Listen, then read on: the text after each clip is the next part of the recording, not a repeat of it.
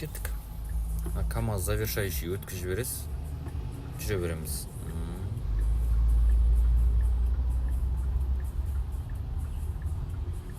Шығамыз ортаға. Уже все өтті. Болды, өтсе тоқтаймыз. Қарама-қарсы сөйтті қарап отырамыз. Рульді мүмкін болса қозғалыста бұрамыз. Бір орында емес. Қозғалыста ақырын бұрып бастаймыз, басын тығамыз машинені. Бірінші жол таза. До конца қозғалыста бұрып тастаймыз и кеттік, газ береміз. Сиямыз, ойымдамаңыз 100%, сигналды дамаймыз и рульді түзейміз. Түсіп жатқан кезде қайда қарау керек едіңіз? Неге ма? Жоқ, сол жақ боковой зеркало қарау керек едіңіз. Сіз соған ғана қарауды ұмытып кеттіңіз. Солға перестроение. Таза ма? Да. Өшіреміз поворотникті. Осымен тура жүре беріңіз.